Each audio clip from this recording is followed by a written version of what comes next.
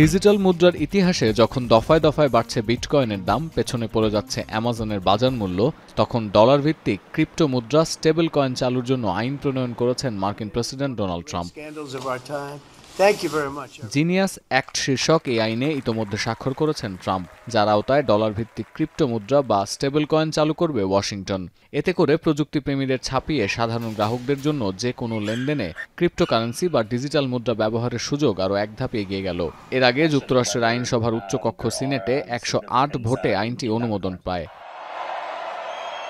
যুক্তরাষ্ট্রে গেল প্রেসিডেন্ট নির্বাচনে প্রায় $245 মিলিয়ন খরচ করা হয় এই ডিজিটাল মুদ্রা ইন্ডাস্ট্রি থেকে। উদ্দেশ্য ক্রিপ্টো মুদ্রা সমর্থক রিপাবলিকান প্রার্থী ডোনাল্ড ট্রাম্পের আস্থাভাজন হওয়া, বলছে ডয়েচে ভেলে। আর মার্কিন প্রেসিডেন্ট ডোনাল্ড ট্রাম্প বিশ্বাস করেন দৈনন্দিন জীবনে লেনদেন ও অর্থ স্থানান্তরে নির্ভরযোগ্য মাধ্যম হয়ে উঠবে এই ডলার ভিত্তিক ডিজিটাল মুদ্রা stable coin. Yeah, we worked hard. It's a very important act, the Genius Act. They named it after me, and I want to thank you. This is a hell of an act. একটি ধ্রুবক মানের ভিত্তিতে stable কয়েনের মূল্য নির্ধারণ করা হবে, ডলারের সঙ্গে যার আনুপাতিক মূল্য হতে পারে একদম সমান সমান। কয়েন গেকোর তথ্য বলছে এই মুহূর্তে স্টেবল কয়েনের বাজার মূল্য $260 বিলিয়ন বেশি।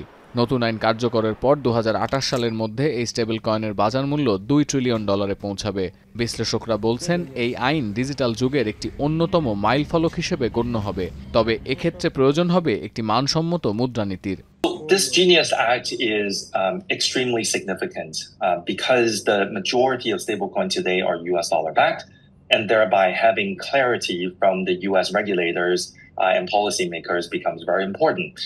If you are going to use a stablecoin that's US dollar backed, then naturally you want to understand how it plays into the overall monetary policy.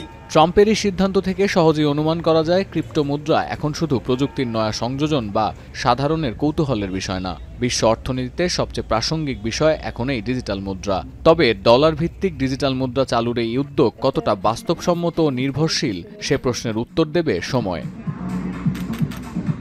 সতীর্থ কর্মকার, এখন বিশ্ব।